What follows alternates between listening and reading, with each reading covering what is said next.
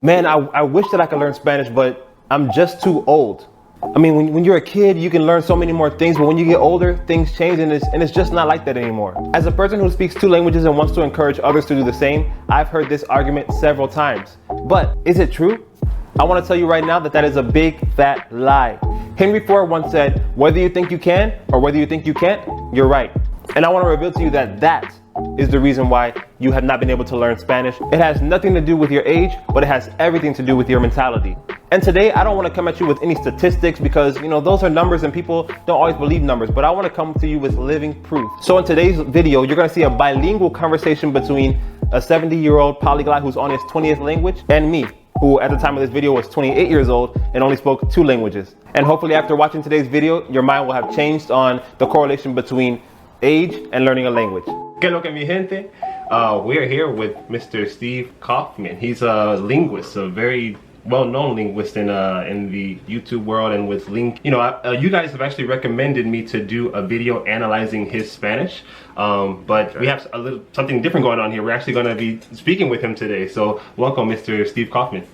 Well, thank you. Very happy to be here. Very happy. I had a look at your blog and your enthusiasm for Spanish, and that's how you learn languages. You get enthusiastic. Yes, exactly. For me, I learned that it's a lifestyle thing. A lot of people think, oh, I'm gonna put in 30 minutes here or an hour here, and I feel like, why not just live it? Why not just live it? Let's just get right into it. What made you want to learn more than one language in the first place? It just so happened, most of my life, like the first 7 years of my working life, I was a Canadian diplomat. And I was sent to Hong Kong to learn Mandarin Chinese.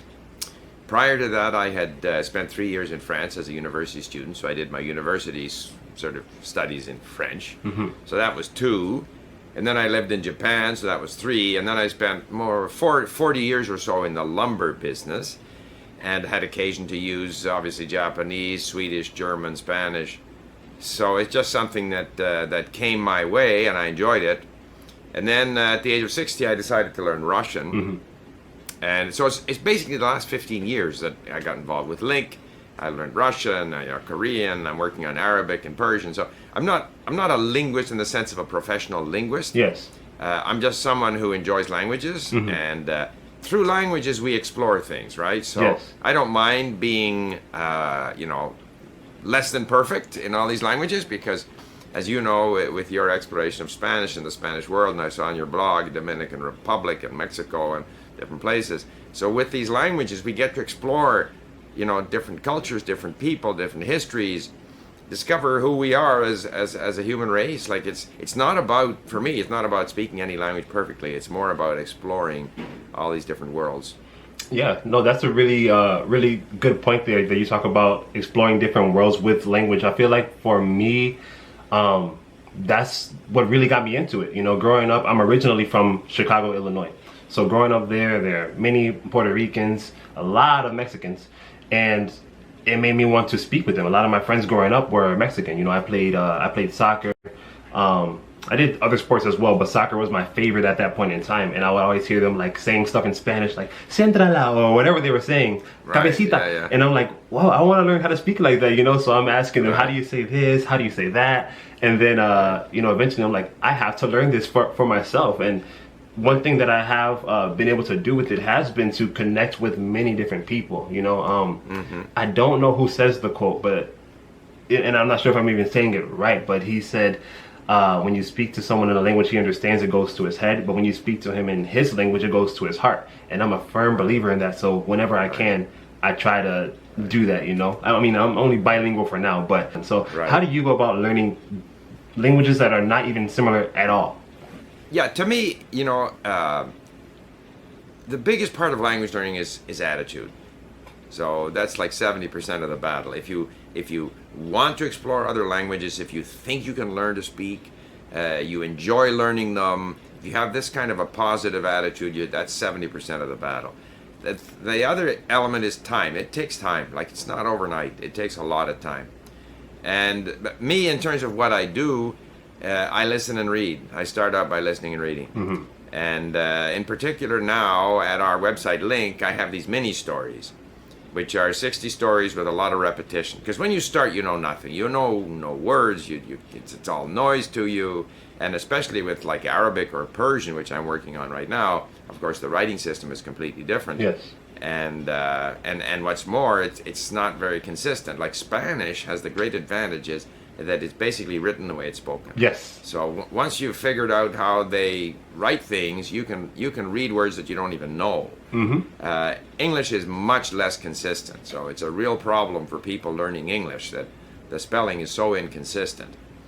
But Arabic is a bit like that. It's very inconsistent. It's not obvious, like by the letters, just how it's pronounced. You almost have to know the word before you can pronounce it. But still, the principle is the same to me. Lots of listening and reading. Now, if I lived in an Arabic-speaking country or a Persian-speaking country, of course I'd be out there trying to use it. That is really awesome. That's a really extensive process, but I'm so glad you said all of that, because I feel like now we live in a time with so much technology where people can get anything that they want right here, right now, but language just isn't one of those things. You cannot do it that way. You know, I've been doing Spanish for how long now? I'm 28 now, maybe 14 years, maybe 16 years. I started when I was 12 to learn Spanish, and I pretty much did what you were saying. You know, first I started listening to telenovelas, or watching telenovelas. Yeah, tremendous. Yeah, I had no clue what they were saying, but I'm like, the language sounds so beautiful, so something's gonna stick.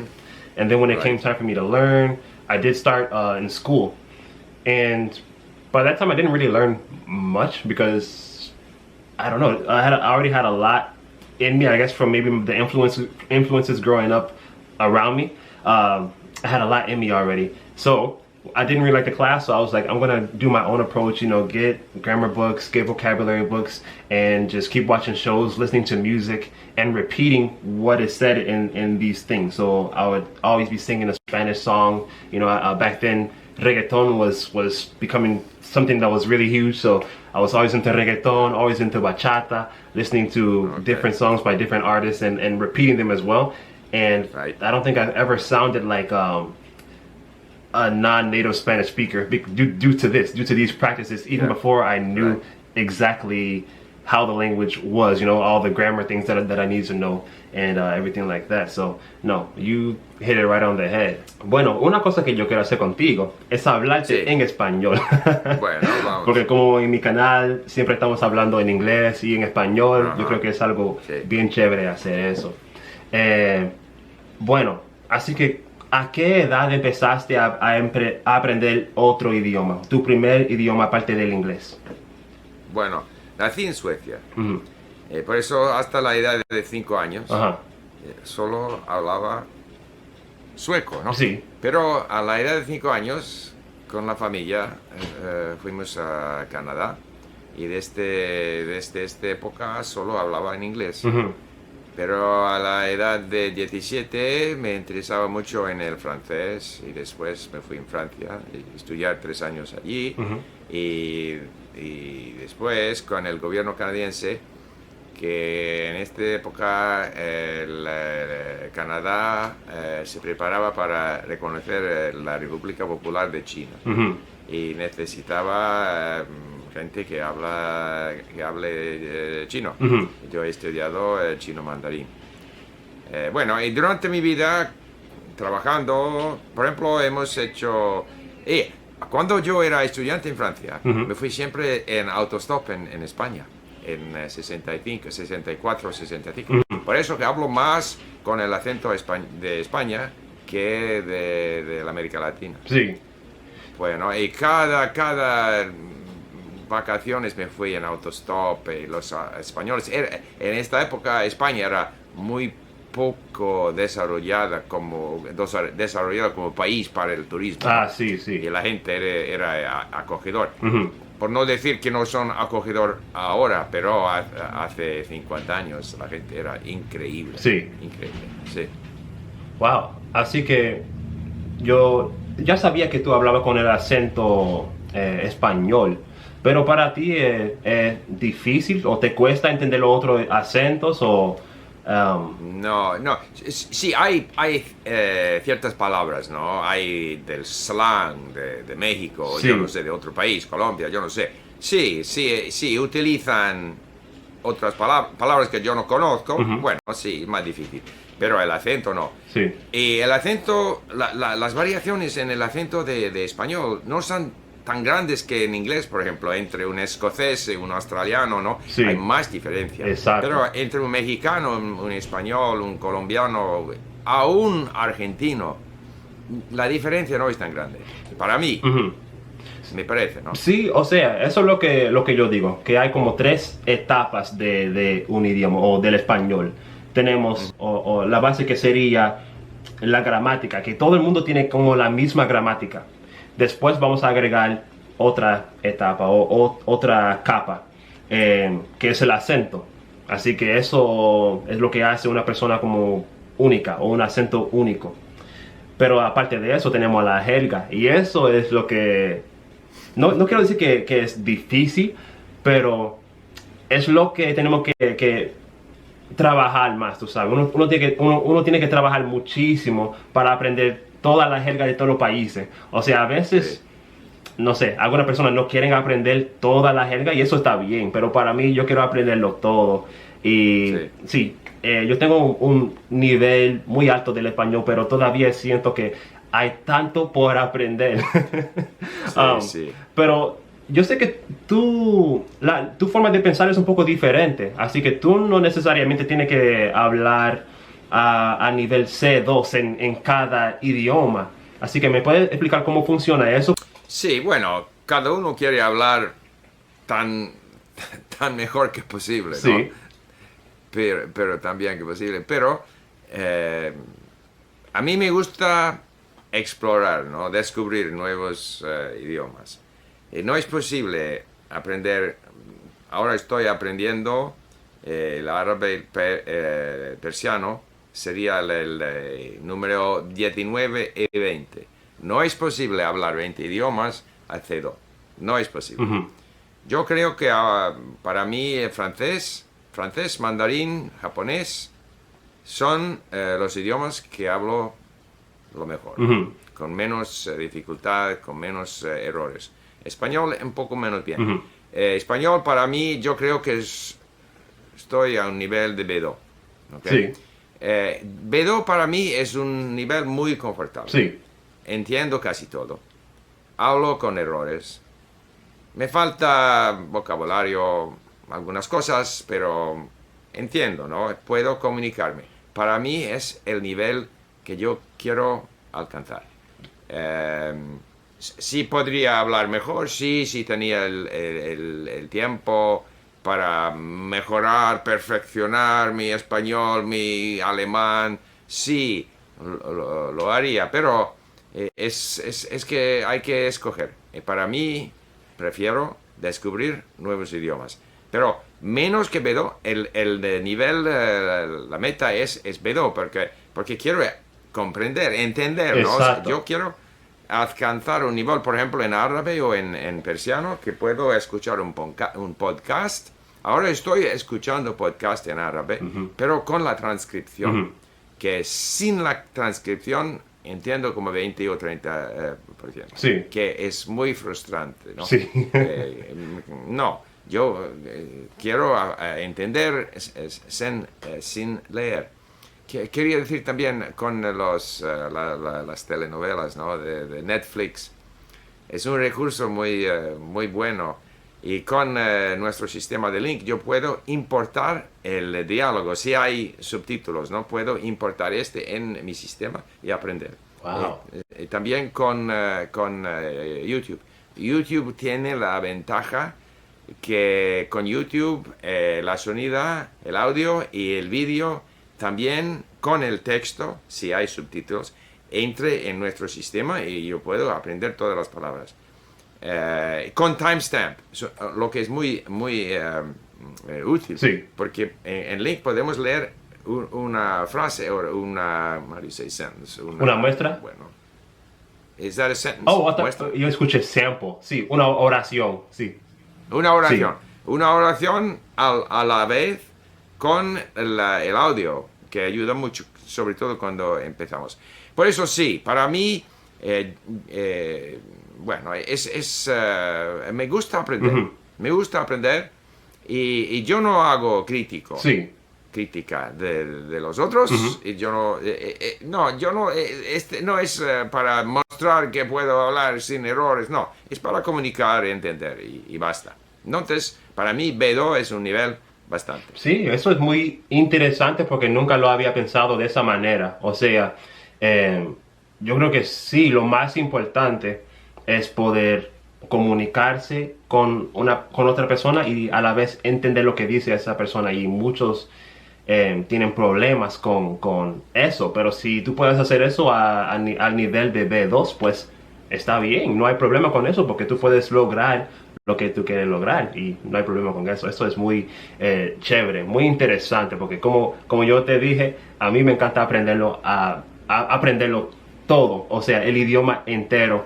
Y yo sé que eso es imposible, o sea, yo sé, Ahora tú vas a empezar con el japonés y portugués, sí, verás. como yo estoy aprendiendo dos idiomas, Sí, yo estoy aprendiendo el japonés y el portugués a la vez. sí. ¿Cuál es tu opinión sobre eso? ¿Uno debe aprender dos o tres idiomas a la vez o centrarse en solo un idioma? Depende de lo que quieres hacer. Ujú. Yo ahora estoy aprendiendo dos. Durante mi vida siempre he pensado que es mejor concentrarse en un a la vez. Ujú. Pero yo, por ejemplo, yo quiero aprender persiano y árabe y turco, Ujú. porque tres idiomas del Medio Oriente, Sí. para conocer más sobre esos países. Bueno, si yo voy a aprender árabe durante 2 años, porque necesita años, no es una cuestión de algunas semanas. Sí. Entonces, si yo voy a aprender árabe y después el persiano y después el turco, volviendo al árabe voy a olvidar mucho. Ujú. Entonces, para mí no hay reglas, ¿no? Si tú quieres aprender dos idiomas Sí. y quieres aprender el japonés y el portugués, y evidentemente que el portugués es mucho más fácil Ujú. para ti, Sí, claro. porque hablas español, que el japonés, que es mucho más fácil, es difícil. Pero hacer los dos a la vez. Y hay una cosa también, yo soy convencido que lo más idiomas que sabes, que aprendes, es como un fitness. Exacto. Fitness del cerebro. Ujú. Fitness. Y tu cerebro está más fit, más capable de aprender idiomas. Sí.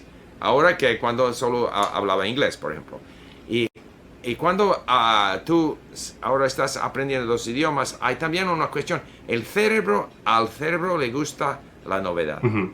Si siempre estás aprendiendo japonés, el cerebro se cansa un poco.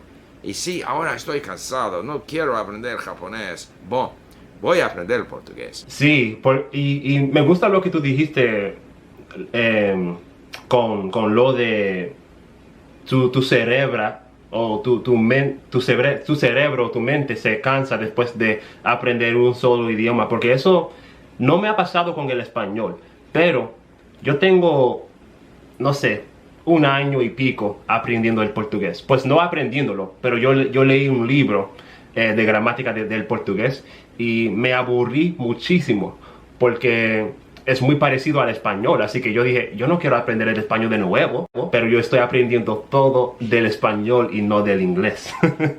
Porque ya sé que yo hablo inglés. Así que, Sí.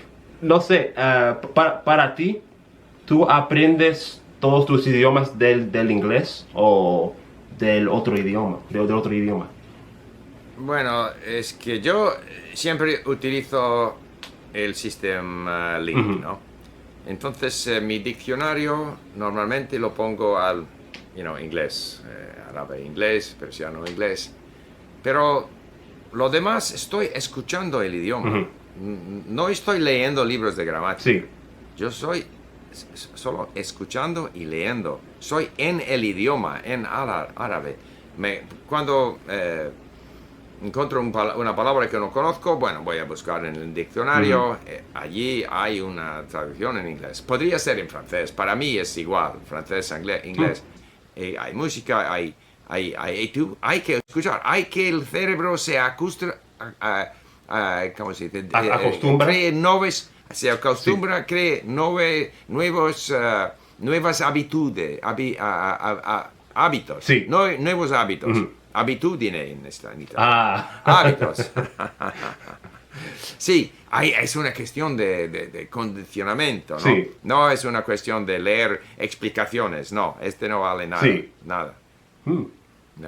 ¿Y vas a aprender el portugués de Brasil o portugués de Portugal? Brasileño. A mí no me gusta Sí. el portugués de Portugal. Es como... Muy difícil. Sí, es... O sea, no es que yo tengo nada en contra del español Sí. de España, ni el Sí. portugués de Portugal, pero yo vivo aquí en este lado del mundo, cerca de Latinoamérica, Sí. así que Sí. tiene más Sí, sí, sentido sí. No. aprender el que Sí. está más cerca de mí. Y yo soy tripulante Sí, de claro. cabina también, yo trabajo en los aviones, yo viajo mucho a Latinoamérica, Bueno, así sí. que sí, tiene sentido aprender Sí, esta versión, pero sí. Y los brasileños son muy acogedores, son Sí. muy vivos, muy... Así que se me olvidó que estamos supuestos a hablar en inglés y español. Así que vamos ok. a volver a inglés. Okay, very good. All right. I was like, wait, I haven't said anything in English in a while. So, Okay. talk to me about age, learning a language with age, because one major concern that a lot of people have is, and sometimes they discredit me because I learned Spanish at 12, Yeah. or started learning at 12. I wasn't fluent until I was like maybe 16 or somewhere around there. But they say, oh, it was easier for you because you were so young. But I tell them, back to what you said in the beginning, it's about attitude. You Yeah. can't say that something is, or you shouldn't say that something is difficult. A language is not difficult to learn. It's just a process, and you have to learn to enjoy the process. But they always come at me with I'm too old to learn, or it's easier for you because you learned at this age, and I don't really agree with that. What is your mindset? I know you spoke a little bit about it, and you're still learning now. You know, Yeah. you're still learning now at your age. So it's Yeah. obviously that's not the case. But I want to hear what you have to say on the topic. Yeah, so at the age of 60, I decided to learn Russian. So that's close to 15 years ago. Wow. And I've learned 10 languages. Don't speak them all that well, but Russian, Ukrainian, I speak well enough. I was in Ukraine. I was on, primetime television speaking Russian and Ukrainian. I learned Yes. both after the age of 60. I'm learning languages. I'm learning Persian and Arabic. I mean, there may be people. I'm sure there are people who learn faster than I do. It's possible that younger people learn faster than me, but I'm learning them fast enough, and I'm enjoying it. I'm not. Yes. I'm not competing with anyone. When you're 12, like you're 12, you got your buddies. You're playing soccer. I mean, that's the ideal situation. You're not worried. That's the thing. The younger people have the advantage that they're less concerned about sounding foolish. They don't care. And I find that sports are really good because I've noticed, for example, like, if we get foreign athletes, like in Canada, you get hockey players from Russia or from Finland or whatever. They Yes. all learn to speak English very, very well, very quickly. I'm sure the same is true in the States. Your baseball players from the Dominican Republic or whatever, they end up speaking very well, mostly because they're with their teammates. They want to be with their teammates. They just want to be part of the group. Yes. And so if you're willing to do that, if you have that kind of an attitude, you want to be part of the group, you want to communicate, you want to understand, you're not worried about how you sound, you're not worried about making mistakes. If you can have that attitude, then it doesn't matter whether you're 20 or 60 or 74 as I am. I think that certainly very young children have a big advantage because, biologically, when you're very young, the brain is very flexible. Like if you're born, you could have been born in Italy and you'd speak Italian like a native. So the brain is very flexible. So Yes. as it starts to kind of solidify around a particular language, now it becomes more difficult to introduce new languages. So when the brain is, but then when you start learning languages, you reintroduce flexibility. So Yes. you'll find that as you go for Portuguese and then Japanese and then Italian and stuff, your brain just gets more and more flexible. The range of sounds that you hear, you don't resist strange structures. That's just how they say it. I just have to learn it. I Yes. don't want to ask why. I just want to start doing it the way they do it. So as long as we have those attitudes, then I don't think it matters. And we know that the neurons, we continue the plasticity in our brain, the ability to create new neural connections remains. Yes. So it's possible that the brain doesn't work as well at 74 as it did in 20. But at the age of 20, or 12. I don't think that's the big difference. I think the big difference is the attitude that you had at age 12, because I'm sure you had other English-speaking Americans in Chicago who weren't the slightest bit interested and did lousy at Spanish at school and never got anywhere and at the same age. Whereas you were interested in being with your buddies around soccer and speaking Spanish. So it was the attitude. It's not the age. Exactly. And a big thing is people say that they don't have time to learn it, but I'm like, you make time to scroll on Instagram or Facebook for however many hours. You can use that time to study. And that leads me to think about even resources. It's a hard idea for me to get into my students' heads that you can use anything as a resource. Right. You brought up the fact that I was playing soccer with my friends. I was able to be in the environment doing so. I didn't have any subtitles there. I didn't have any real guide there besides word of mouth going on. Right. And I think people fail to realize when they're looking up things to study, things to help them further their language skills, is that every single thing is a resource. You can watch any show, subtitles or not, any podcast, subtitles or not, and use that as a resource. It doesn't have to say, this is for Spanish comprehension, or this is for Italian, this is an Italian speaking practice activity, whatever it may be. Use whatever you have around you to learn a language. But it's such a hard thing to convey to people because I think we look for things to be catered to us. And if it doesn't say this is specifically for this, then we don't want to use it for that. But no, you're proof that you don't have to, you're proof of what I'm saying, that you can use anything as a resource. It's about connection. So, absolutely. First of all, people, because of the way we learn languages at school, we think the language comes in chapter 1, chapter 2, chapter 3. It doesn't. Some of the easiest stuff, like I always say, like for people learning English. So you would think that the fact that the third person singular has an S, like he goes, that's not very difficult. Everybody knows that. Not a difficult concept. And yet that's such a common mistake for non-native speakers. He go, she go. Or you'll discover in Japanese that's not the case, but in Chinese, spoken language, there's no difference between he and she. It's both ta, okay? That's not a difficult concept. There isn't a Chinese person who hasn't been told that, like in the first day almost, right? And yet they always get it wrong. My husband, she. Like, not always, 50%, like if they don't speak well. So the point there is that the rules is not how you get there. You get there by developing habits. And it takes time to develop these habits, but we have to be open to those, to changing our habits, to fit into the new language, and so I'll use anything. But I must admit that I prefer to listen to things where I can then get the transcript. And so my day, and when you talk about finding the time, my day typically I tend to get up and make breakfast before my wife, and I will be listening to Arabic or Persian or something. And then if there'll be half of it I didn't understand, then I want to go and read it and see what it is that I missed and save those words so that I can review them. So I tend to want to work from stuff where I have a chance at least of finding out what was said, because otherwise you can be listening for a long, long time. I mean, that's different from you with your buddies playing soccer. And if I were surrounded by people speaking Arabic, I could pick it up just being with them. Yes. But given that I have an hour or two a day, then I want to listen and I want to be able to read what I listen to.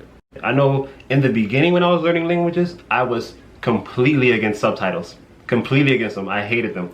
But then I realized that it can be used effectively as a tool. It can definitely be used effectively as a tool. In the target language, though. You want this in the target language, yeah. I found a few different ways, actually. I found a few different ways to do them. I made a video about it. I don't even remember. I know I had 3 different formulas for using this. Okay. One was, target language subtitles, I believe, and then your native language for the audio, and then, or you can switch that around, or you can just do target language listening and target language subtitles as well.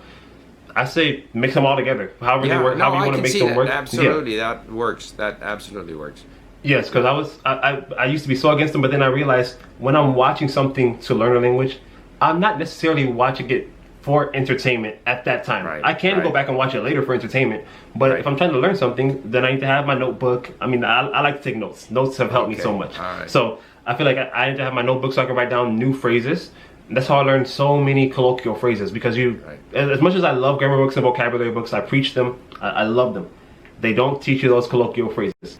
Yeah. I have found with grammar that until I have had enough of the language in me through a lot of listening and reading, the grammar is kind of meaningless. Yes. You can't get the grammar up front. You know, what you are about to experience in, say, Spanish or Japanese is this. This is how the language works. This is the grammar. This is the formula. Once first learn this, the basics, and then you'll be able to speak. It doesn't work Yes. that way. What happens, I find, is I listen, I read, I acquire a bunch of words. I'm a little bit confused about the grammar, whatever. But once I've had this experience with the language, then if I read a grammar explanation, at least it refers to something that I have experienced. And then I have a much better chance of remembering it. But That's pushing actually- the grammar yeah. up front, I find, which is the traditional approach, and getting people to say things correctly. They're not going to say it correctly. Yeah. So I'm all against any drills, exercises. I never do them. Comprehension questions, I never answer them. Now, for me, Right. that works. I'm the kind of Right. person where that works. I think it depends on different brains, different styles of learning. It depends on Yep. the person, honestly. But I did want to make it more personable and more of an environment where we're not grammar Nazis. I Right. never want anybody to become a grammar Nazi, and I realized that in the beginning of my teaching, that's what I was creating was grammar Nazis. Yeah, you guys. So this has been a great interview with Steve Kaufmann. A lot of great information. You can check out Link Q. The link will be down in the description for this video. Steve, thanks for working with me today, for communicating with me, man. It's been a great. Ricky, I enjoyed it. I enjoyed it. I always enjoy talking to people who are enthusiastic about languages. Yes, same Because that's here. something that we have in common. Yes. Languages, history, travel, Yeah. good food. I'm not as good a dancer as you are, I'm sure, but Hey, it's okay. But you have more languages on me. I'm trying to get to your level okay, but eventually. yeah, but I'm older. You'll get there.